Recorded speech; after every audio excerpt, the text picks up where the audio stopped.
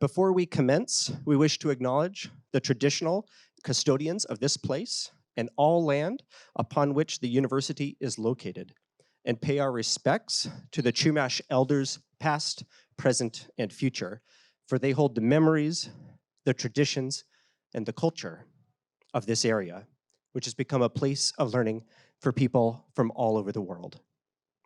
We're also grateful for our co-sponsors for this afternoon's panel, including the Departments of Asian American Studies, Religious Studies, and East Asian Languages and Cultural Studies, as well as the East Asia Center, the Center for Taiwan Studies, the Center for Middle East Studies, the Center for Sikh and Punjab Studies, and the Multicultural Center. The Asian American Studies Department is celebrating its 50th anniversary as being an official program since 1972, and so we're especially honored to be partnering with them for these events. Special gratitude goes to Erin Nin and Diane Fugino, one of our panelists, who helped me prepare these events for today. We are also grateful to the Multicultural Center for hosting this panel in this wonderful space. Finally, this event takes place just a few days before the start of Asian American and Pacific Islander Heritage Month, which begins May 1st. We hope you'll join us in celebrating AAPI Heritage Month and that you'll be inspired by today's panel and our panelists. Asian Pacific Islander American communities have a long history of activism in the United States, particularly in response to anti-Asian racism and exclusion. In their struggle for equality and liberation from oppression, AAPI activists have developed social and political movements for immigrant rights, labor rights, educational equality, affordable housing, religious freedom, environmental justice, and more. Today's panel features local and national AAPI activists who will discuss how they became activists, their work on the leading edges of activism, and how more people like you can get involved. At this time, I'd like to introduce the moderator for this panel, Naomi Joseph, who will introduce the panelists. Naomi is a PhD candidate in sociology here at UCSB, and she studies South Asian American social movements, activism, and culture, and is a past co-convener of the UCSB Asian American Studies Collective, and a past president of the UCSB Asian Pacific Islander Graduate Student Alliance. Naomi.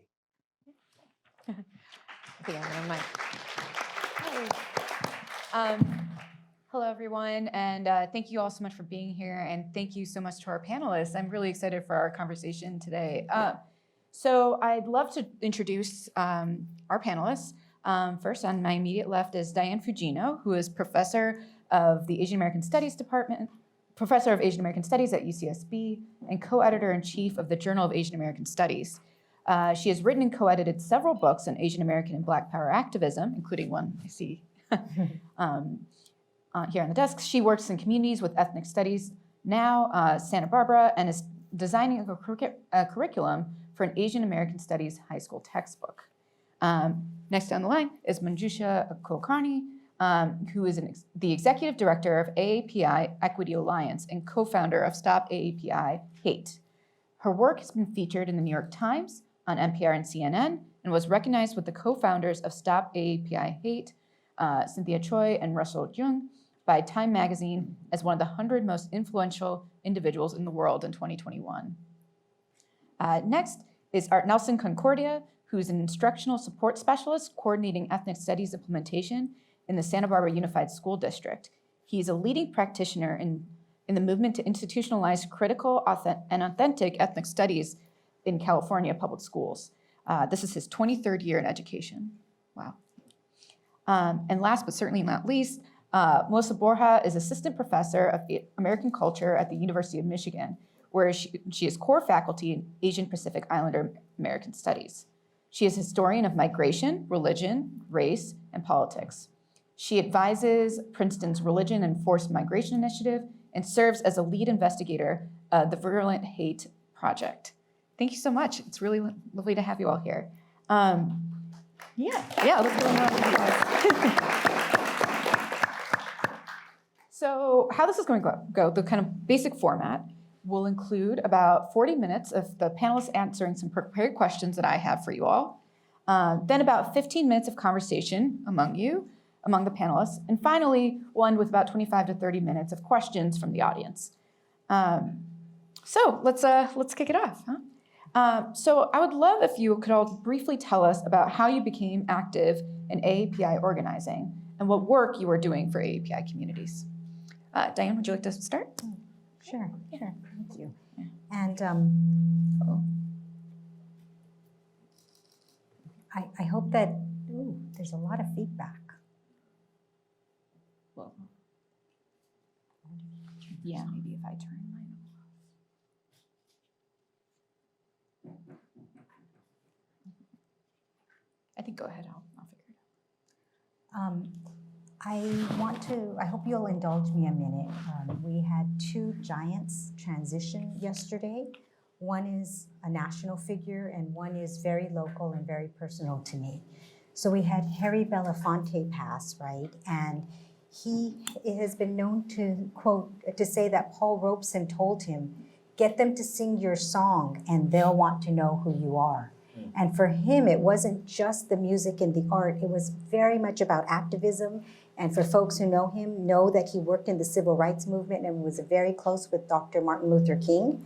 He also was a Pan-Africanist, and he got a platform for South African singer Marian Makeba to be able to talk about apartheid to Western audiences, and also worked with people like Kwame Nkrumah to think about African liberation and decolonization.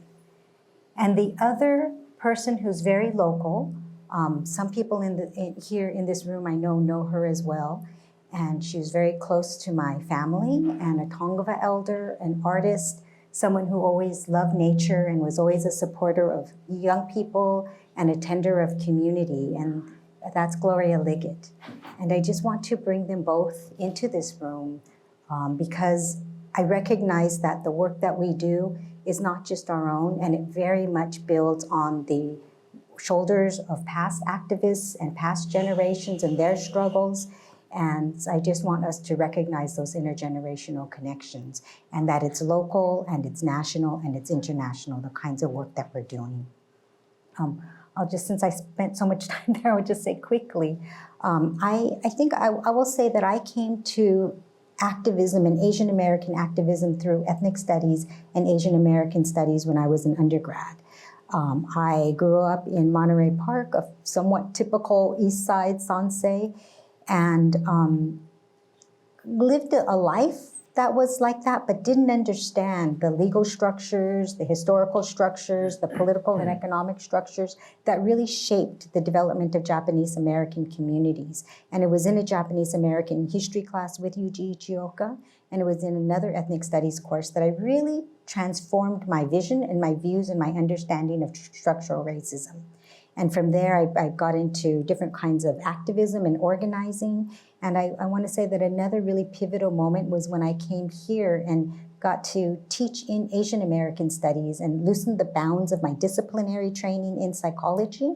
And I was wanting to study Asian American women's activism, and heard Yuriko Chiyama speak, was encouraged to go out and interview her, and she ended up really transforming my intellectual and political and personal life. If you know her work, she did so much, worked in so many movements, a really deep solidarity person, and also somebody who kept the personal. Today we talk about self-care, collective care. She was doing that way before we had those terms, always thinking about the individual in the struggle, that dialectic between the individual and the collective. Great, thank you. Let's see if I have. So I think there is still some feedback if there's a way to take care of that. But let me just start off by saying how delighted I am to be here at UCSB with all of you, and just want to express my gratitude to Dusty, Diane, the CAP Center, and the Multicultural Center for hosting the series of events today and in the coming weeks, and really an honor to be with all my fellow panelists. For me, I would say that, I understood race from a really early age because I immigrated from India with my parents when I was 2, and when I was about 7 years old, we moved to Montgomery, Alabama, and so this was right on the heels of the civil rights movement in the 70s and 80s. And so, Montgomery was still sort of grappling with what its legacy was going to be, as is true with the whole nation. And so I'll just share with you one example which made it really clear to me that I was going to be otherized. So when I was in an AP American history class in high school, my teacher, who ended up being actually one of my favorites, so we had a very good relationship, she, in an effort to defend the Japanese American incarceration, asked the class of 25 if we were at war, the United States, with India, should we intern Manju and another student? And 24 out of the 25 students voted yes, they should intern me. Many of them were my friends. The one student who didn't was my African-American friend, Wanda, and we still talk about that incident together. And so I think that really shed light for me, not only about how I was perceived, but really what the dynamic was in sort of greater America. And so because I grew up in Montgomery, I had the opportunity after graduating from high school to work at the Southern Poverty Law Center, and where I worked on an issue that's very present today, which is voter suppression. So, even back in the 90s, that was something that was happening in Alabama. Then I worked at the Mexican American Legal Defense and Education Fund on issues involving actually many students like you all, which is the ability of undocumented students to get access to in-state tuition, which was not true actually at the time. And so that was something that we fought for.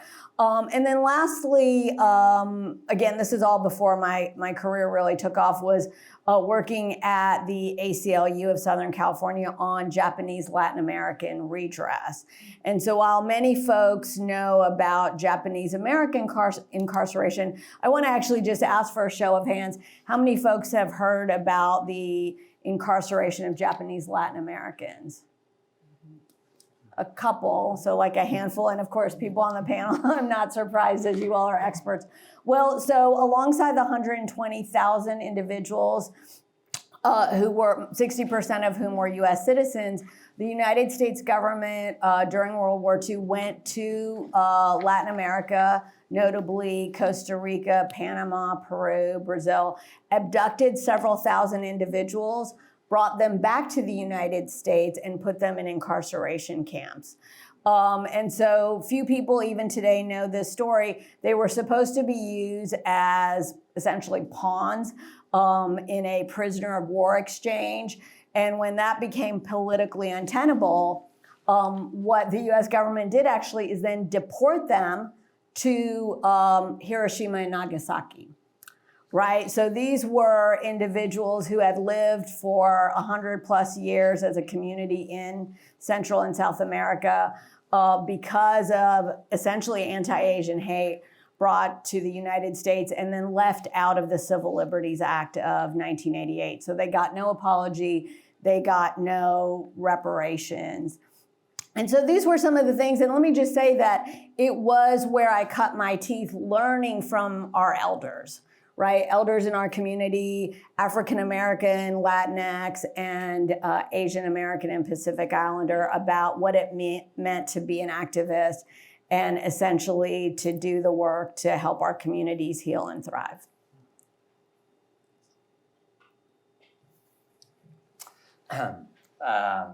So I think really the roots of actually first up, I want to acknowledge the panel that I get to be on and to be at this institution to, I think, really bring light to, or more light to this issue around attacks against the Asian American community.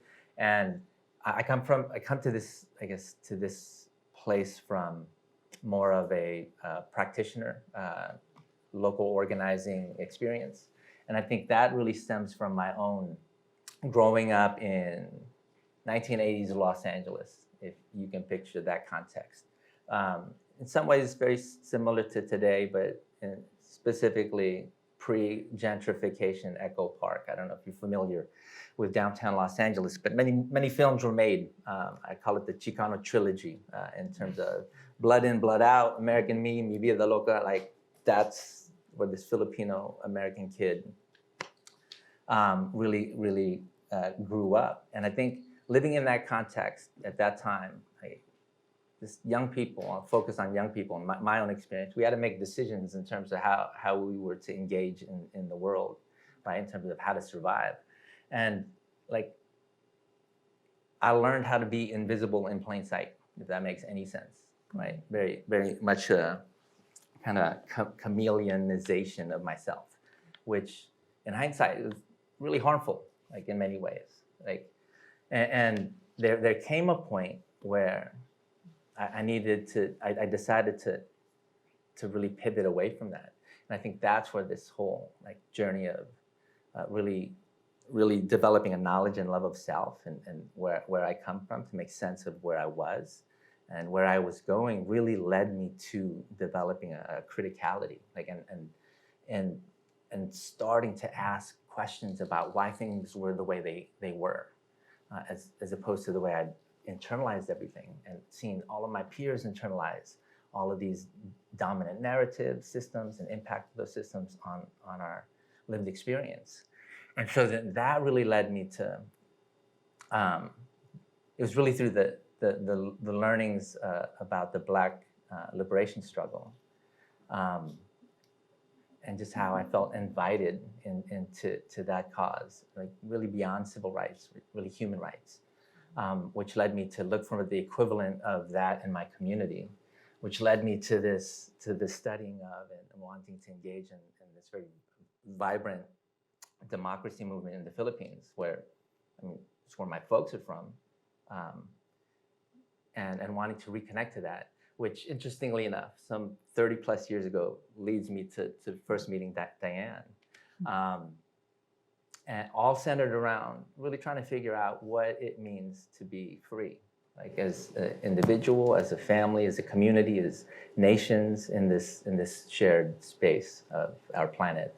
Long story short, that leads me to ethnic studies and wanting to figure out how to create an educational experience that really begins with the young people in front of us and guiding them through those very questions about systems, about humanization, dehumanization, with really the explicit purpose of a humanization, rehumanization of ourselves. So again, really honored to be at this table with our scholars here and in community with you all. Again, thank you for inviting me to be part of this conversation. So the question is, how did I get involved with activism, right? And I would give the short answer, which is, it is what the moment requires of me. But I'll give a longer answer that I think has 3 parts. The first has to do with history. I often say when I tell my story that I was born the spring that Vincent Chin was killed. That is true metaphorically. I owe a lot of my own history, my own commitment to organizing, especially in the Midwest, to growing up in the 1980s, in that period of anti-Asian racism that my family experienced. But it's also true literally. I was born in May 1982, and he was killed not long after I was born.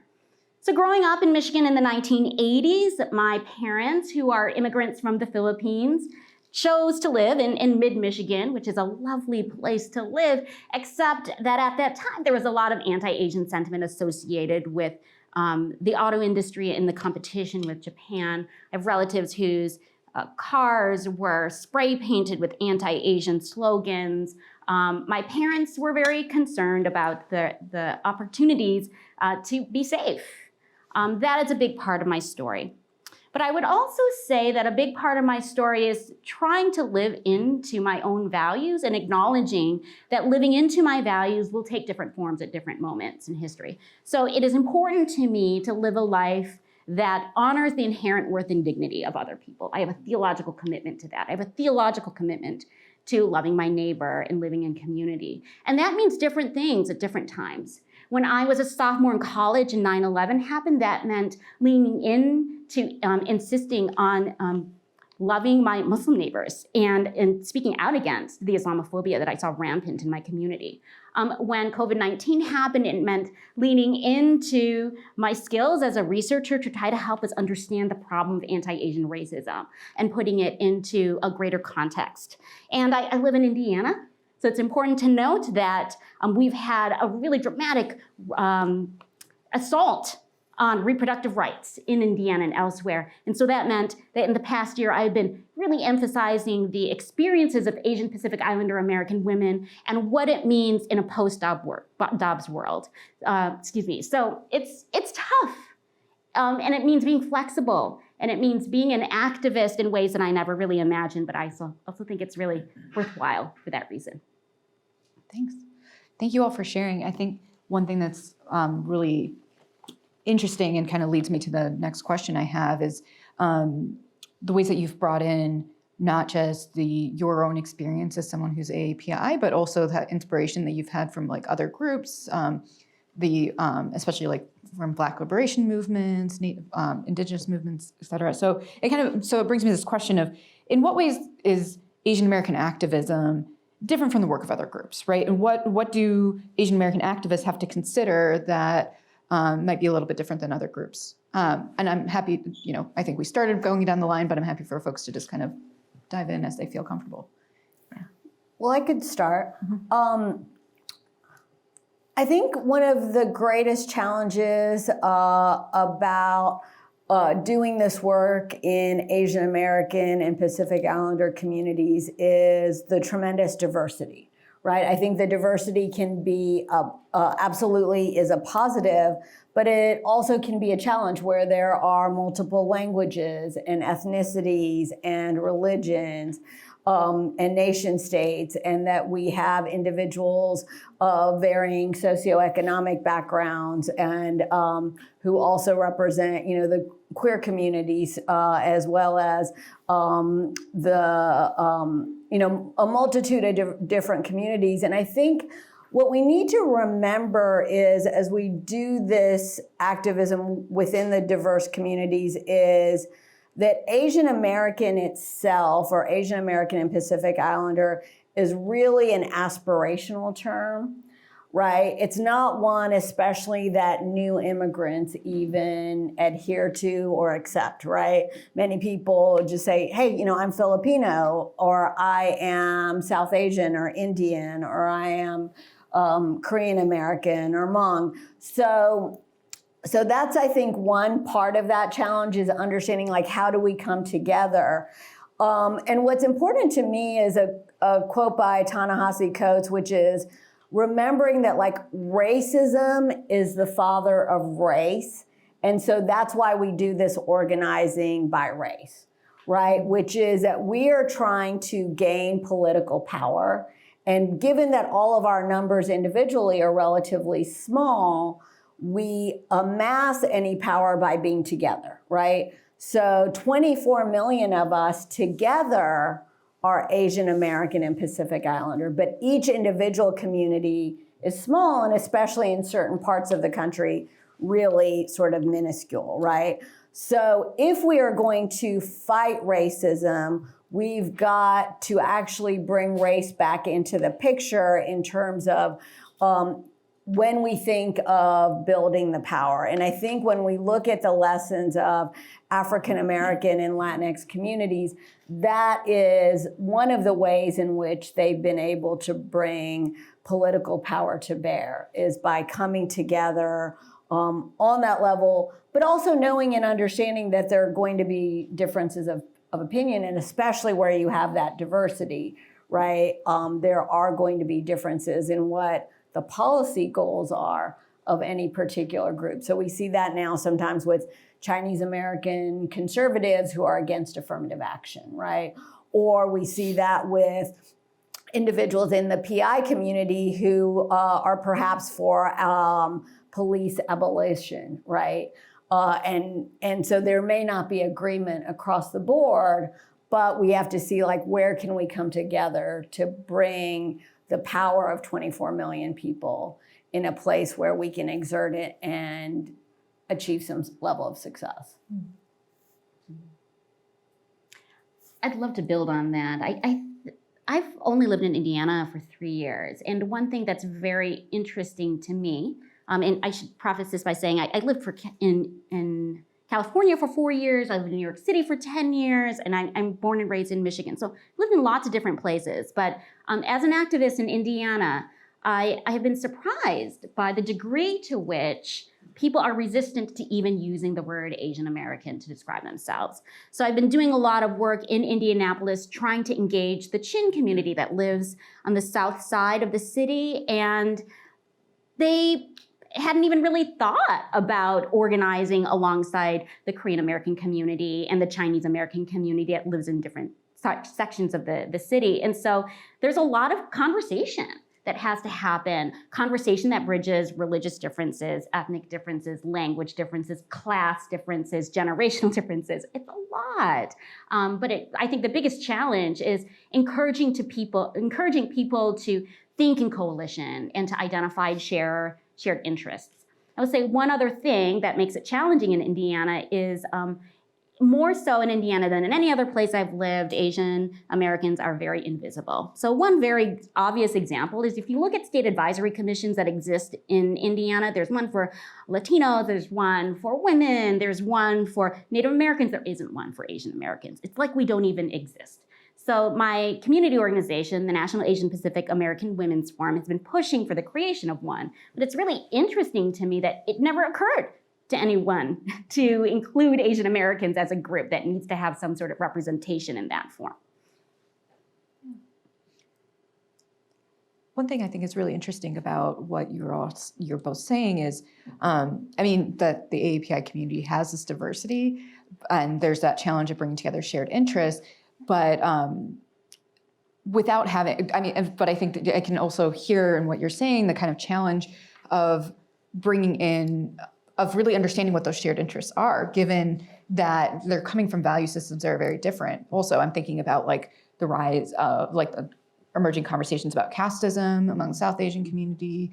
I'm thinking about, we're talking about, the rise of the right and in Asian American communities as well. So there's a both a political power in coming together, but also a continual need to understand like what those shared interests and values are too, right? So, so I'm just hearing that. Yeah, please. Yeah, I wanted to add a historical context to this conversation. And the question is, right, in what ways is Asian American activism different than, say, Black or Chicano Latinx or other kinds of activism? And, I would say one of the things is that racism against Black communities and Latinx communities and others is legible. And until the very recent moment, racism against Asian Americans was not really legible. Mm-hmm. And it really was the pandemic moment and the post-Atlanta moment, right, two years ago, that this became something that became visible in the mainstream. And I think one of the tropes around Asian America, right, our representation is invisibility, as well as other types of hypervisibility, like anyways, the sexualization of Asian American women and things like that. And so part of this invisibility of anti-Asian racism and anti-Asian violence has to do with something that people within Asian American studies talk about widely, right? The model minority trope.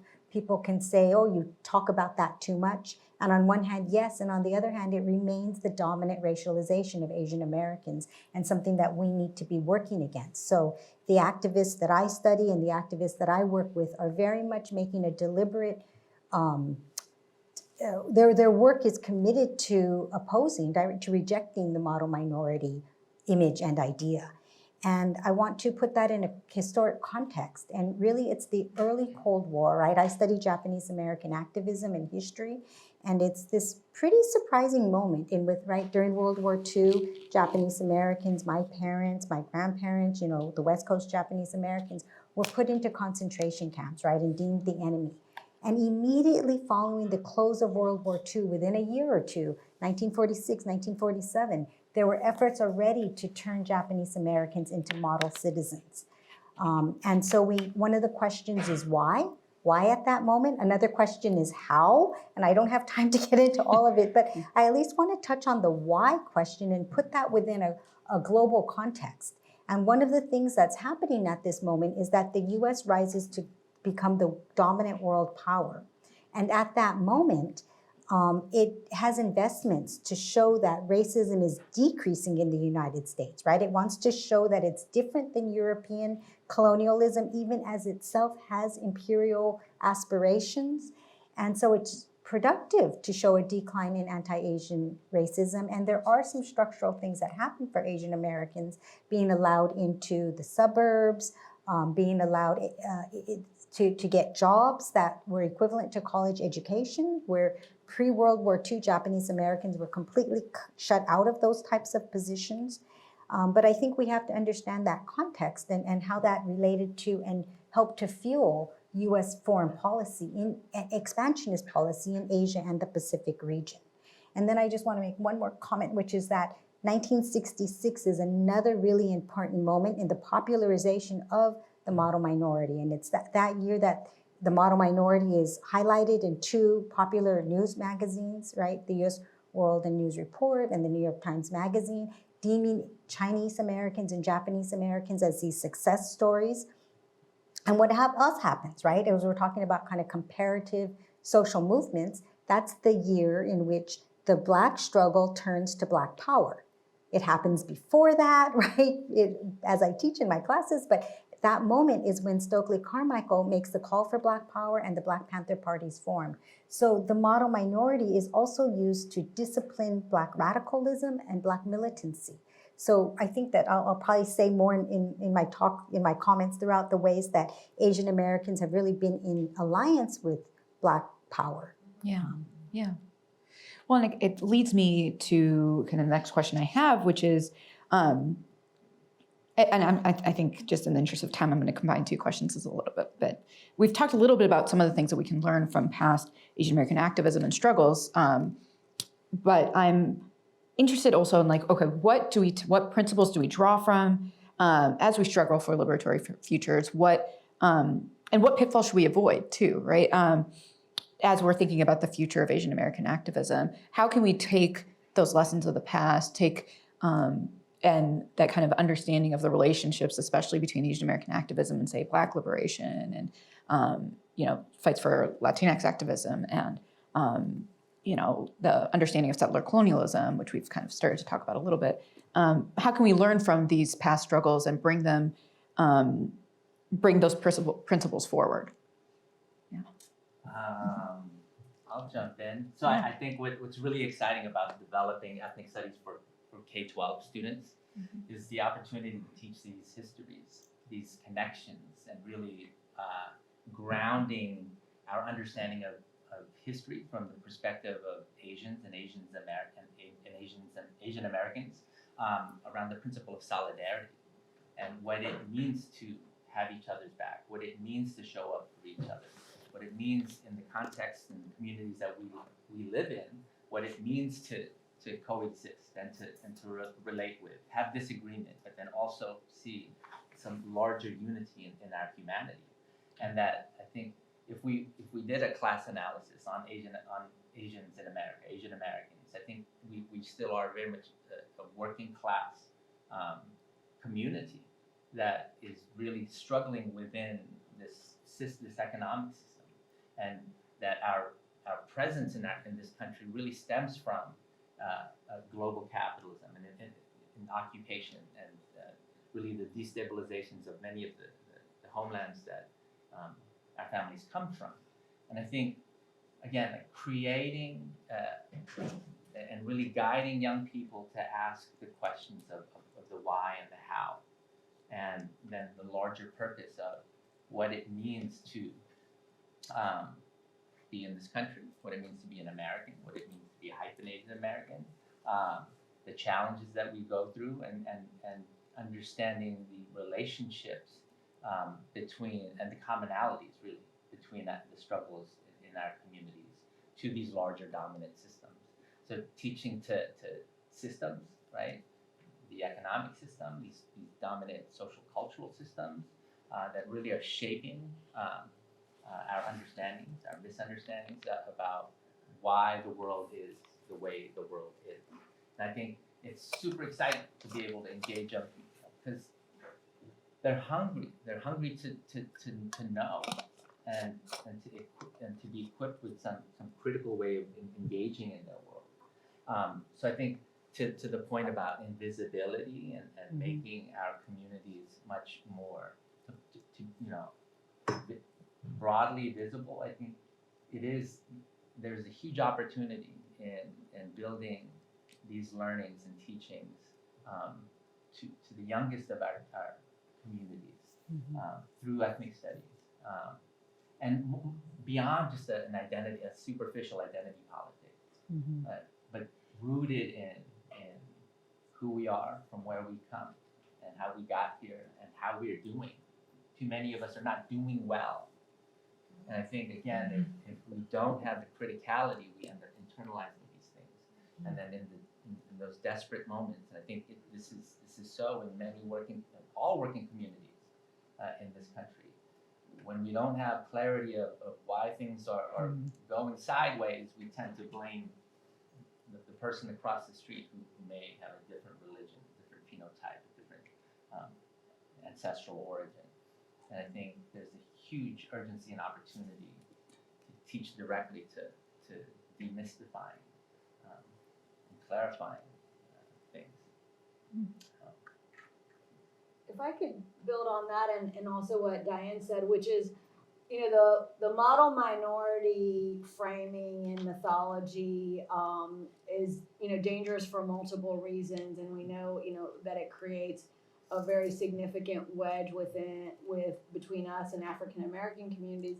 But the other thing that it does too is, unfortunately, too many people in our communities wear it as a badge of honor, and we have to be honest that there are members of our community who believe that they benefit from white supremacy and white adjacency, right? And so we have to be able to call that out and say, and that's what you're seeing right now in the affirmative action case at Harvard, is people who buy into that system and want to benefit from it.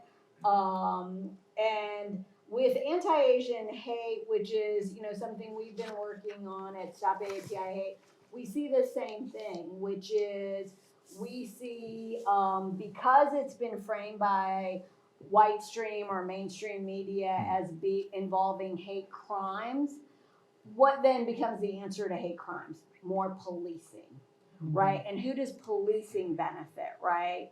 So that's a place where then you need to really interrogate the anti-Blackness that our communities hold, right? And then the solutions that they then seek as a result of their believing in white supremacy, that they're seeking white adjacency, and then they think, okay, yes, let's call for more policing because that will keep us safe. But we know from all of our struggles, and especially what our members of our community who are, working class and low income, that those are absolutely not the answers, right? And we also know, as I, mentioned before, from PI sisters and brothers, that, dark complexion and brown Asians, which I consider myself one, means a different thing in terms of policing, right? And it results in different actions being taken within our community against us. So I think this is an opportunity when we talk about learning from pitfalls, is to really interrogate what many in our community believe and to fight it, so that we really are talking about sort of universal liberation. I'm so glad you brought up this issue of hate crimes and the sort of following from that, a focus on carceral state solutions.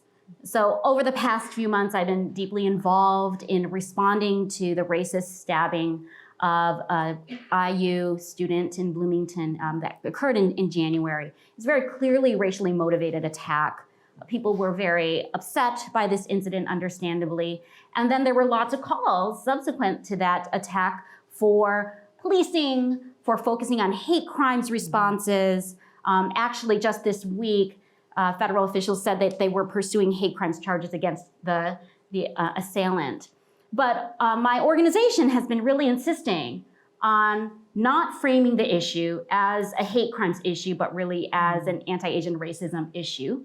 And that has involved trying to educate the community to think about the attack not just as a hate crime, but as part of a broader conversation about how Asian and Asian American people are racialized and perceived as a threat. And one thing that has become very clear in our efforts after January is that we need to continue to talk to people within our communities who haven't really thought about these issues in this way. In other words, we can't write anyone off. We have to do the hard work of talking with conservatives in our own community, with people in our own community who disagree with us.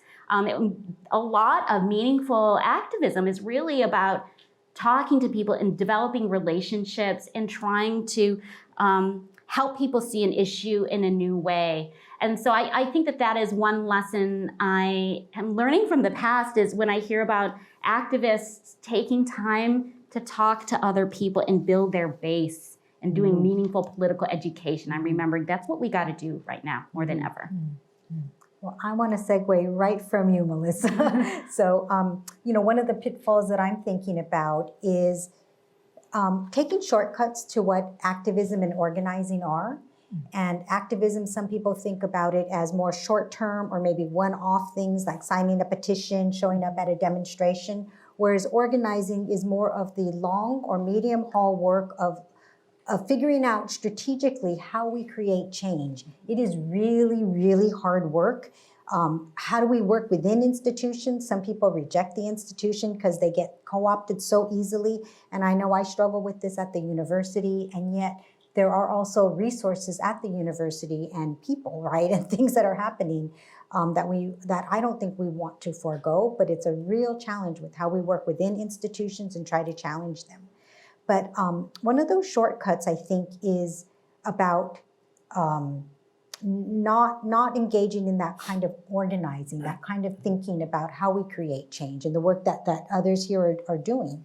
And I want to quote Harvey Dong, who was a member of the Asian American Political Alliance. This is a group that forms in May of '68 in Berkeley and is the group that coins the term Asian American as a political term, as a Pan-Asian term, and as some of us study, and if you read their documents and study what they did, as a third worldist term. It was about being Asian, it was about being kind of in solidarity, always at the same time. And what Harvey Dong says is that we need to listen, unite with, and learn from the people. And that this is what AAPI did. It was organizing on campus, but it immediately started working in the community. And when Berkeley's Asian American Studies formed, they established a field office in the International Hotel in San Francisco's Chinatown, because they felt like it was important for students not just to learn on campus, whether in classrooms or even outside classrooms, right, through organizing, but in the community. And so people started working at the International Hotel during its eviction, right? That's a really powerful history if you don't know it, with Manong or Filipino elders and Chinese elders.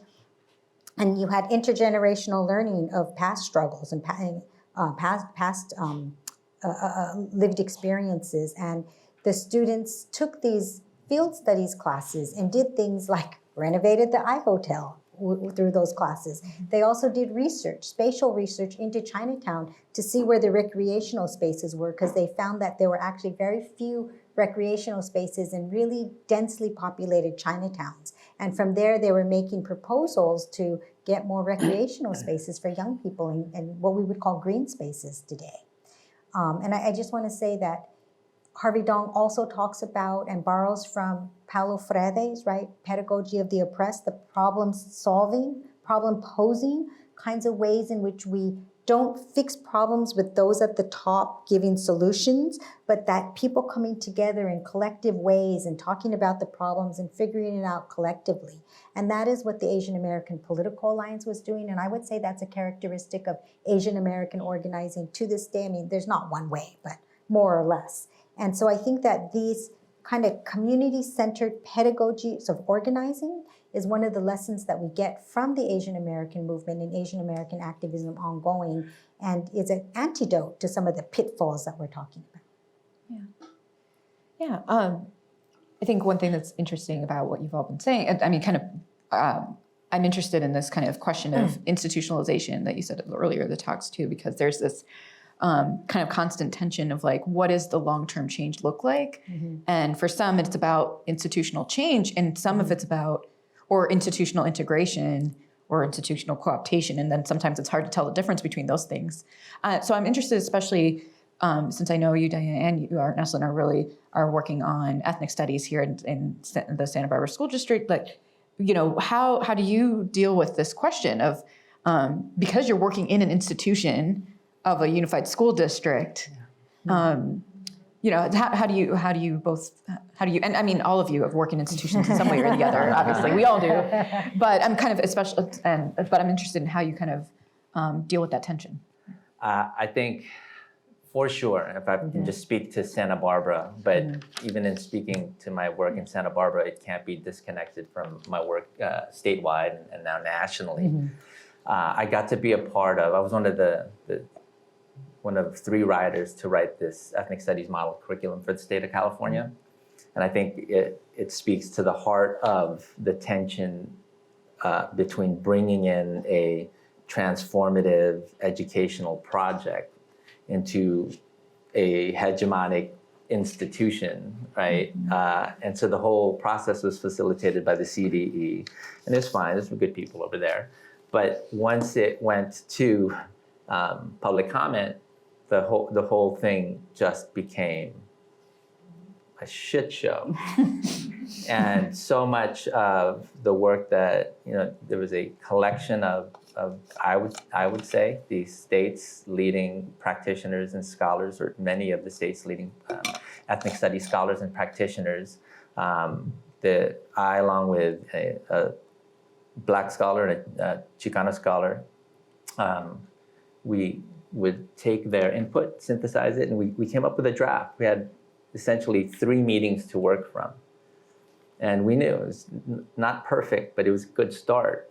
But how it got presented, and then the reaction that ensued,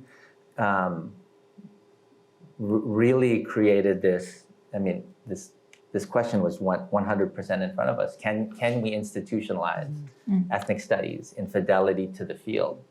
And immediately the answer was no. But then we realized, like, hold up, we got some of what we wanted in that draft.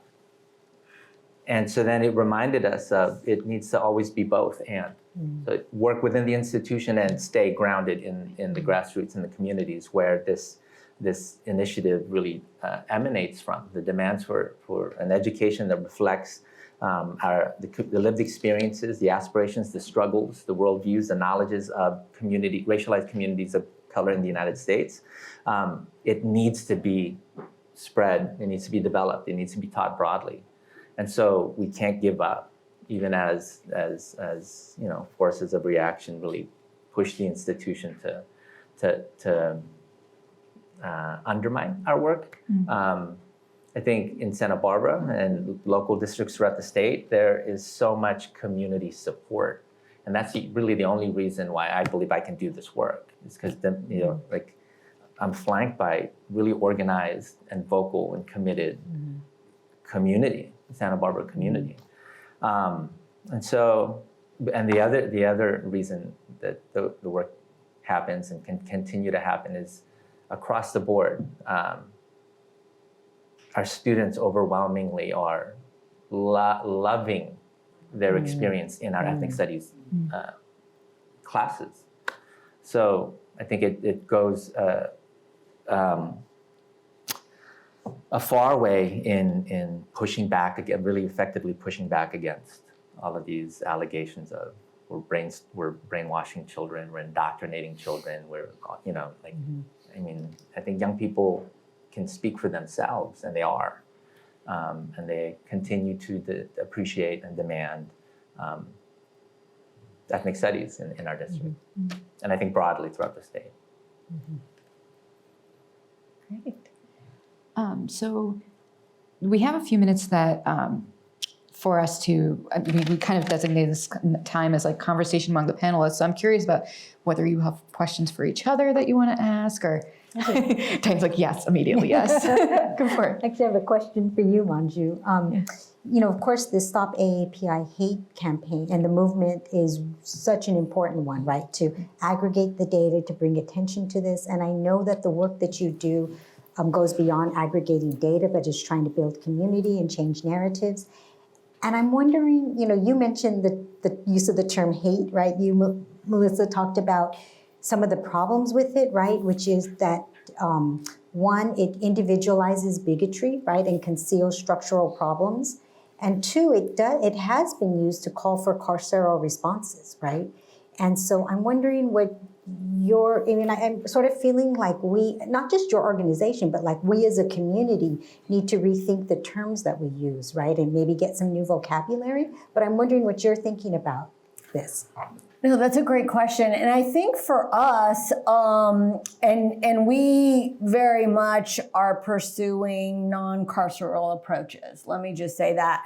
And we actually use data to do that, which is that of the, and if I may put a plug in for the 5 o'clock session, I'll go into some detail about that. But of the 11,000 incidents that we received in the first 2 years and that we were able to analyze, about 85 to 90% don't involve crimes whatsoever, right? So a vast majority are hate incidents and not hate crimes.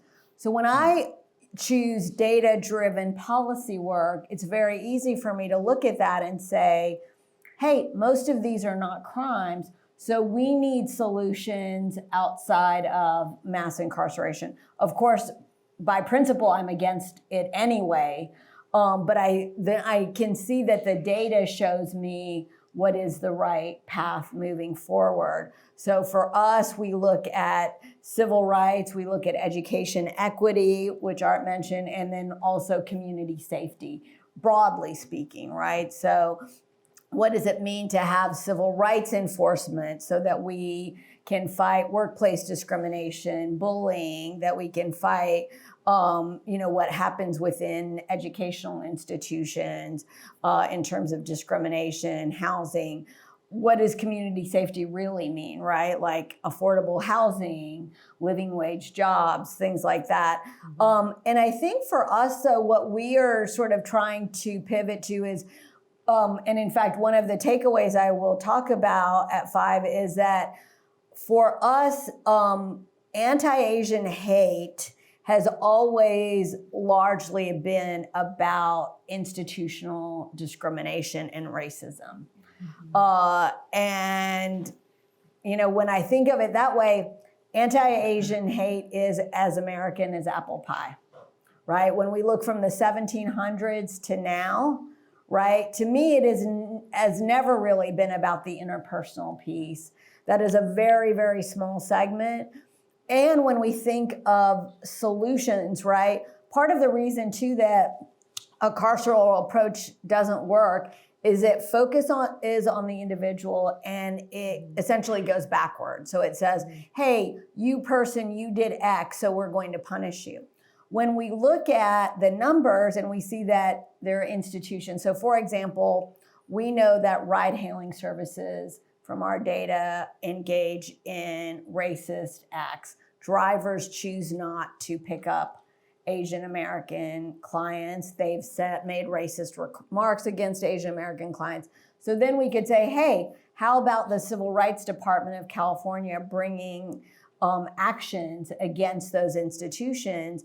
And as a former civil rights attorney, I will tell you, those are forward facing, right? You have training of employees, you have financial penalties that make those institutions think twice about whether they want to discriminate in the future, right? So they bring about what we want in terms of societal change. And let me just say one other thing on the hate crimes and the carceral approach piece. There is not a single study that shows evidence of the efficacy of hate crimes prosecution in preventing hate. Not one study. If anybody finds one, please share it. But we've done the literature review. There's not a single study.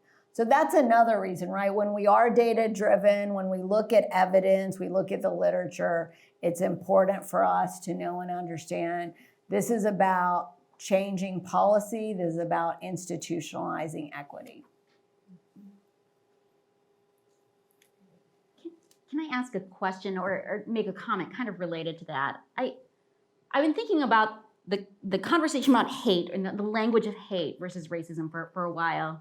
And in my own research, even though my research project is called the Virulent Hate Project, because I thought it was catchy, in the reports we used and released, we use the language of racism. We very intentionally use it, the language of racism, and we focus not just on individual acts of violence, harassment, and discrimination, but also stigmatizing rhetoric deployed by people in office. And that it's been helpful for us to discuss these issues and these incidents in terms of racism rather than hate, because I think it draws a bigger picture.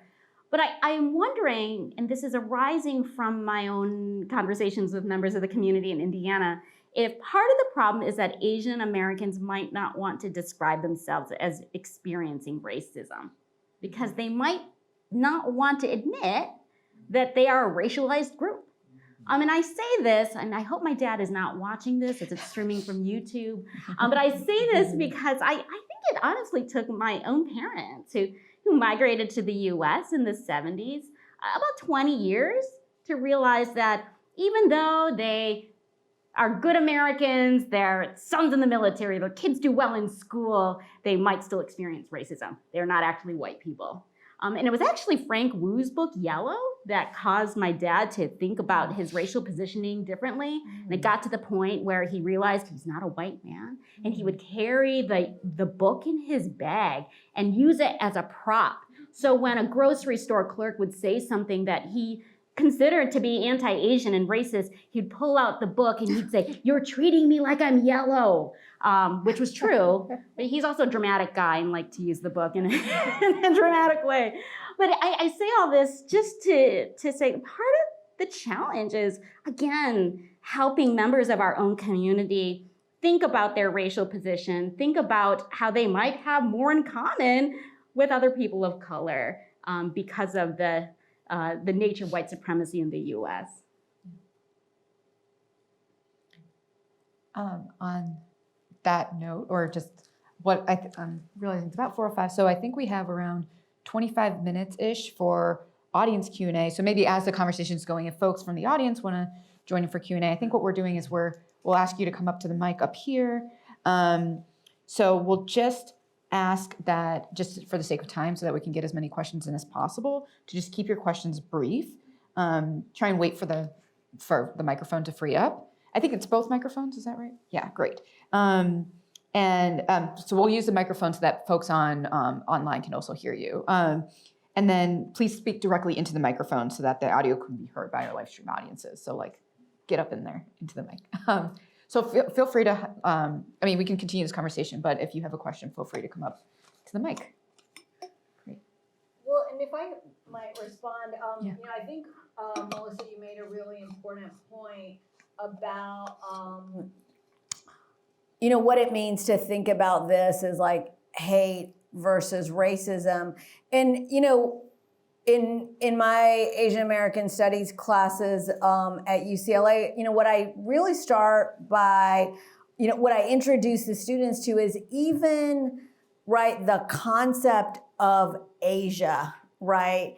And what we're trying to do is use it as a unifying piece, but the idea was as a juxtaposition, right, to Europe.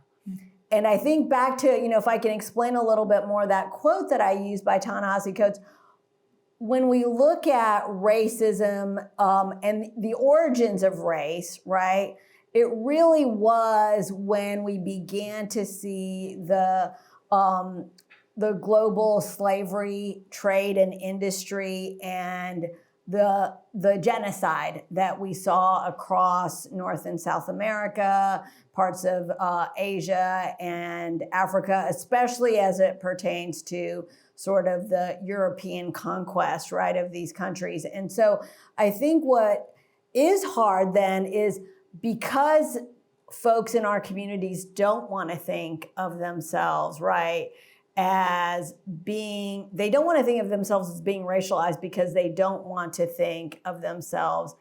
Race really means sort of inferiority, right? And that conversation is about inferiority. I think for us, I mean, we started in the same way you did, like, how do we call this, right? Like what was happening, and early on, there were these acts of individual racism, right? Where, and for us at Stop AAPI Hate, it was about a child in a middle school in Los Angeles who was approached by another child, February of 2020, before there was a single confirmed case of COVID. And the white child approached this child and said, hey, you're a COVID carrier, go back to China. And the child said, reflexively, I'm not Chinese, right? Because he was like, I can't go back because I'm not Chinese. And when he said that, the white child punched him in the face and head 20 times, right? And so we knew that something was going on because here, right, there was no confirmed case of COVID in Southern California. I think there were a couple cases sort of in Seattle, that area in February.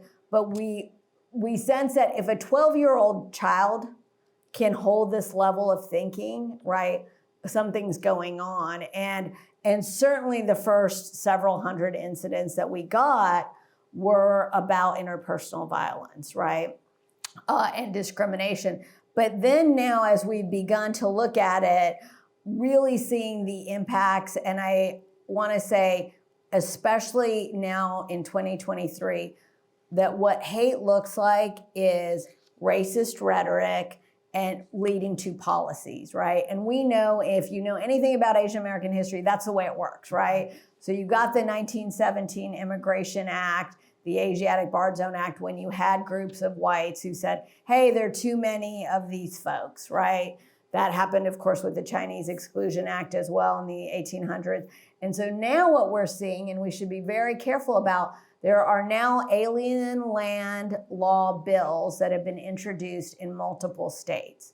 So as part of what I would characterize as the slow road to fascism, we are now seeing again, Texas, Montana, Virginia, Georgia are all introducing legislation that will make it illegal for Chinese nationals to purchase land, right? So that means that my parents, for example, if you were to broaden this out to other communities, my parents were immigrants when they bought their first house. That would have, under these laws, be illegal if they were Chinese American. But we know that Chinese is just the first, right? It's the first marker. Then it becomes Indian, it becomes Filipino, it becomes Korean. So I think we need to be really aware of the ways in which hate, I think there's a very clear through line, both in the past as well as in the present and in the future, that hate is about institutional racism against our communities. Yeah. I think, I'm not seeing anybody from the audience, so I'm going to just, yeah, please. Oh, yeah, go ahead, please.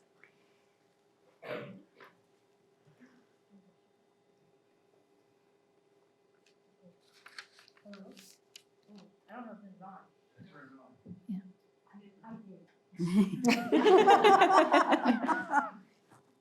Hello? Here, use my microphone. Yeah. Yeah, no worries. Should I stand here? Go for it. Hello. I guess now I'm so close. Now I'm a little nervous. I guess one of something that I was thinking about, especially as you discuss solidarity, as well as like what makes Asian American activism unique, is, for example, I'm Indigenous Yoruba and Filipino. And I know increasingly the Asian American community is increasingly multi-ethnic. And so I guess I'm wondering where that piece comes in, because I feel like a lot of Asian activism is like surrounded by nation state, like, or connection to nation state. For example, like the first question I get from Filipino people is like, do you speak Tagalog? I'm like, no. And so this idea of like being really tied to like the nation state.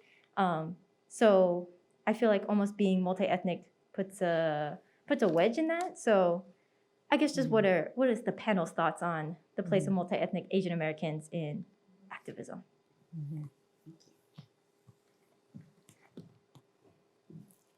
I'll say something to this. I think that this is really important. When Manju, you were saying, you know, the ways that dark-skinned Asians versus light-skinned Asians get treated, right? I'm thinking, well, you know, people think of Asians as, I don't know, mono-ethnic or monoracial or something, but right, we have Afro-Asians, we have Asian Latino. I mean, there is this multiraciality that's happening. And I think that that type of hybridity forces us to think more complexly in multiple ways, right? We also have intersectionality, so it isn't just about race and ethnicity. And I think that this is something that, well, any group that's thinking this way can help us to guard against some of the pitfalls that Art Nelson was talking about with narrow identity politics. And I will say that when we that question about the pitfalls, I feel like, especially after George Floyd, I saw a lot of things happen around narrow identity politics and in really problematic ways that led to cancel culture when people didn't do something mechanical, like they didn't do a land acknowledgement, and then they would be seen as anti-Indigenous, even though people didn't even know anything about that person's history, their relationship to Native peoples, the long histories of work they did. It may have been a Native person who said, we don't want you to do a land acknowledgement because it's becoming so pro forma, right? So mechanical. So there's ways that we really need to think deeply and move away from identity politics. And I think this multiraciality, the intersectionality, the connections, the ways that we don't fit narrowly in a box enables us to think more away from identity politics and more towards the kinds of politics that we are, what is it that we're fighting against? What is it that we're fighting for, right? So if we see racial capitalism as undergirding and imperialism, as the Asian American movement, many of those activists did, undergirding many of our problems, right? The institutionalized racism, then those kinds of systems of oppression can unite us. And I think the multiraciality helps to move us a little closer, or questions that, or destabilizes the supposed stability of identity politics. I wanted to make one really small point, and I agree 100% with the point that was made, and what Diane just said. What I think is especially tricky for Asian American communities, and I'll put Pacific Islander communities aside for a second, is that we are still largely an immigrant community, and that there is regularly an influx of new immigrants. And I can say for my own community, South Asian, which now, by the way, I think Indian Americans are the largest subgroup within the Asian American community. So that just happened in, I think, the last couple of weeks. One thing that is challenging for us, and I've worked in South Asian spaces quite a bit, is, you know, we feel like we've learned some lessons and we're trying to show allyship, we're trying to be part of the broader Asian American community, but what happens is every year a bunch of new people come and they very much believe in the nation state, right? They are homophobic in some regards. They are, like, they believe sort of things that we no longer agree to, right? As progressive communities. And so it is very much a challenge, because it's like, what do we do when we're trying to develop norms and then those norms face this challenge of an regular influx of new people who don't agree to our norms. I just want to say one thing that I think is interesting and hard to the kind of points that you all have made earlier. I just want to bring back of this question of like identity versus shared interests and values, right? And there's two things I want to say about that. One is when we're thinking about like the continual influx of folks coming into the U.S. I mean, as someone who's South Asian also, and I think about this a lot, especially like questions about homophobia, and I think we have to think about like why the systems that are bringing people to the U.S. in the first place, especially among South Asians, right? Like the immigration policies that bring South Asians to the U.S. are very targeted, right? And they're targeted towards professionals who, and of course they subscribe to the nation state because they spent a lot of time. I mean, they had to, because in the sense of like the amount of, even if they didn't maybe like morally subscribe to a nation state, they did have to submit a lot of paperwork, and the nation state imprinted onto them whether or not they want to believe in the nation state, right? They have to like go through all these like nation state related processes, you know, the kind of machinery of the nation state to come here. And that machinery, especially for South Asians, filters a particular group of people, right? I'm talking about like things like the H-1B system that focuses on professionals, right? It's specifically excluding working class people, right? And there's also then like a particular type of politics of what does it mean to be a professional, which having like a like queer aesthetic, for example, is not seen as like always seen as professional. So I just kind of want to bring that in there too, of like, it is not like, to kind of build on your point, it's not happenstance that this is a group of people who are, you know, not subscribing to a particular type of politics. I think a lot of the systems filter in people who subscribe to one type of politics and not another. And also then makes it harder for folks, the queer folks in India, for example, who are a large group, like, you know, South Asians have been queering gender identities for centuries. So anyway, I just kind of want to bring that sort of complication in there. Anyway, do other folks have things they want to say about this topic? I think to the point in terms of who gets to come to this country, who's invited.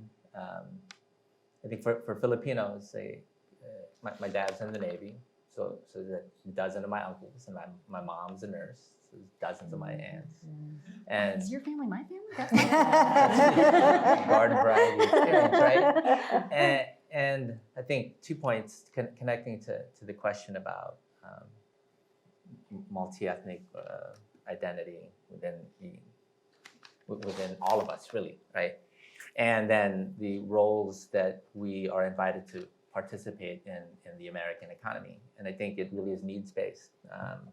There was a time they needed cooks in the Navy, and tens of thousands of Filipinos were recruited to fill that role.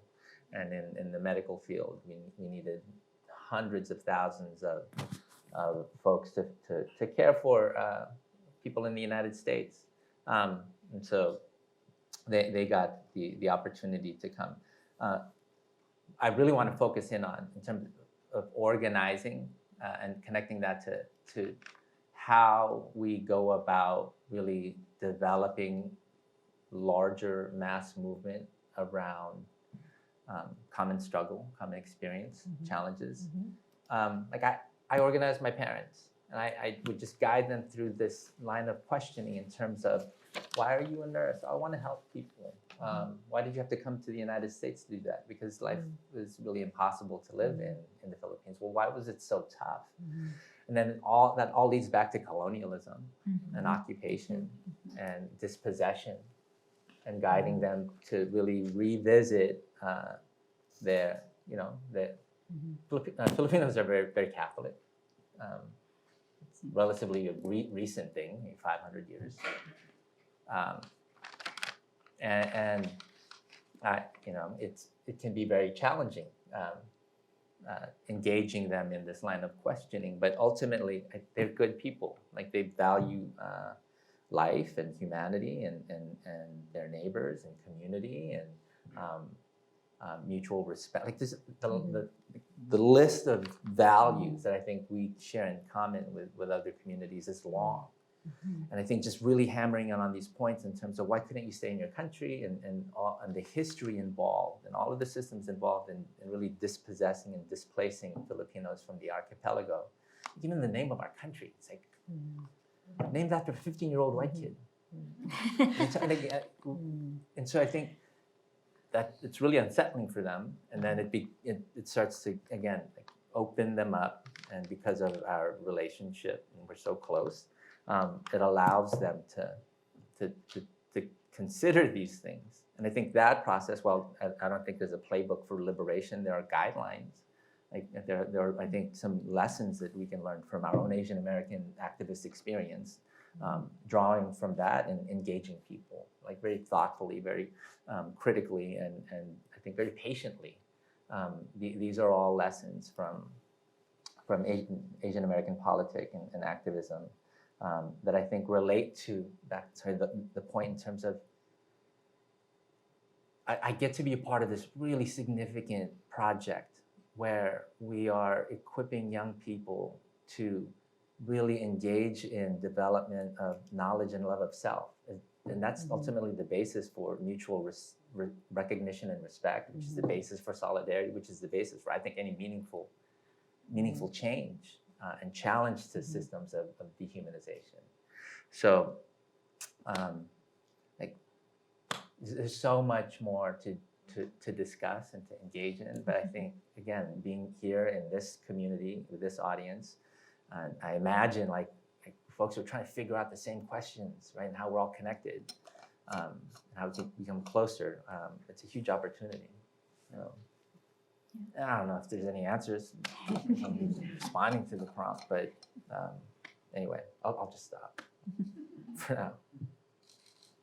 Go ahead. Yeah. Do we have I any don't more? see if we have, we have a couple of questions in the audience. Okay. I think if you want to line up near the microphone, okay. Or the microphone's coming to you. That's better. Yeah. Great. Hello. Okay. Margaret?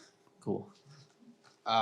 So I don't really know how to form the question, but I was interested in the model minority and where it kind of like got instigated. One of you mentioned that Asian American communities are inherently working class, and that seems like a kind of a contradiction. And is it perpetuated by Asian Americans themselves, or is it by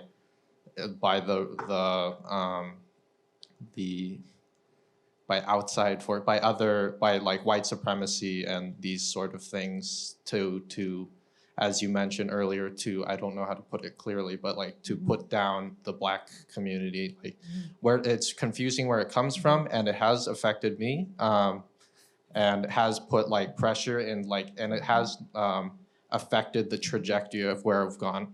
So I was just wondering about that. So, I mean, this is an important question. Thank you for that. Because I think that one way to think about the model minority, which I think is probably the most common way to think about this, is sort of looking at demographics, right? What is your education level? What is your income level? And as if that's the only way to think about this. But there's a narrative and a message in it.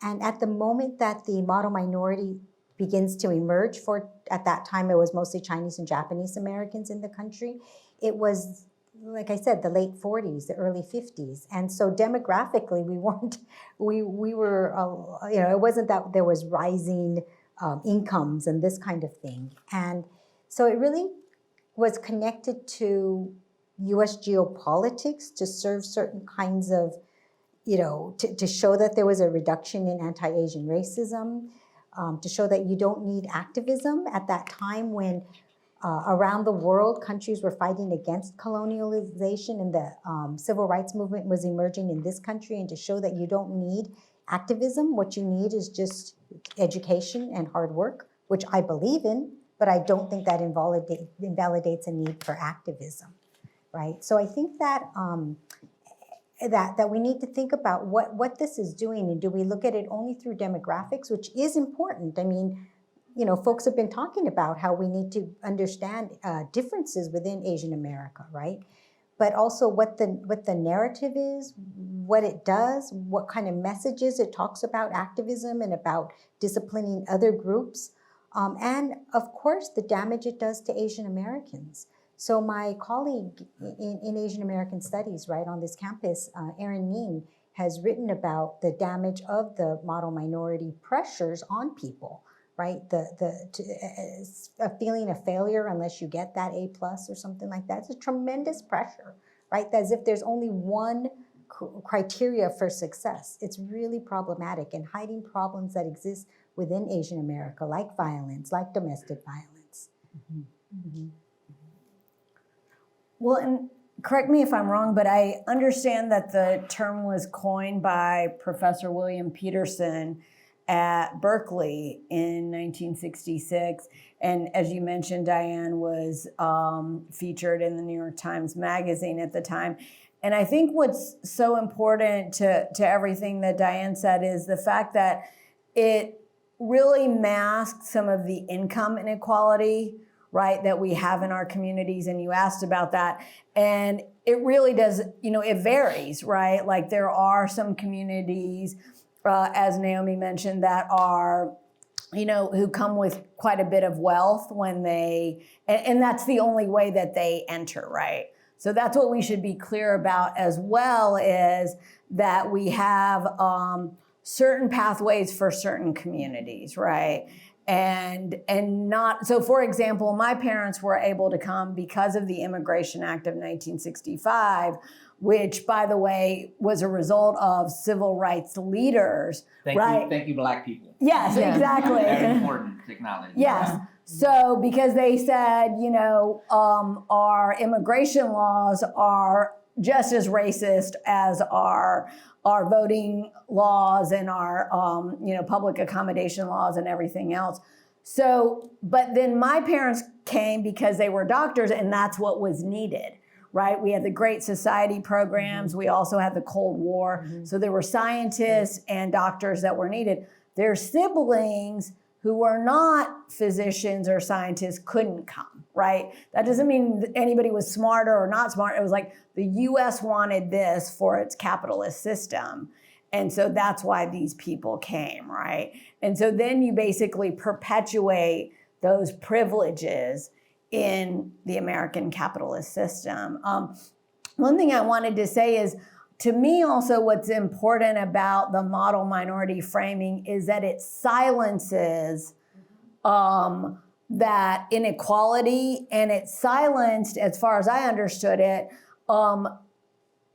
communities, because part of why we were the model, broadly speaking, is because Peterson said, oh, look at Japanese Americans. They didn't complain about the incarceration. That's a good minority. A problem minority is African Americans. And what's going on in 1966? The civil rights movement. So he's actually saying, hey, when you complain about secondary status, that is a problem for America, right? So the message then became for Asian Americans, keep quiet about any inequities and inequalities. Otherwise, you'll be labeled with these folks, right? So that's kind of the way I think of it, sort of back to the activism piece. I think the question was also, where did it come from? Did it come from Asian Americans? Did it come from the outside? And the answer is both. You know, Asian Americans have been complicit in reproducing this idea. And I think we should all be constantly attentive of how model minority thinking and model minority rhetoric might sneak up at moments when we aren't aware. So as we're doing our activism, as we're doing our teaching, we need to constantly be thinking about the ways we might be unintentionally reproducing that stereotype. One thing that I also think can be very wonderful to do is to consistently elevate examples of Asian Americans being loud and exactly the opposite of the model minority. I can't tell you how many times people have said, oh, it's not our culture to be outspoken, and I think that's wrong. I think there are lots of amazing historical examples of Asian American activists being exactly the opposite of what the model minority says we are. And learning that history can be very, very empowering. Wow, I think that's, we're right at time, and I think that's such a beautiful note to end on. Thank you so much to all of our panelists for this. Thank you all for being here. And we hope to see you again at 5 o'clock for Ms. Kawakami's lecture, which I think is right here. Yeah, yeah, great. All right, thanks everyone.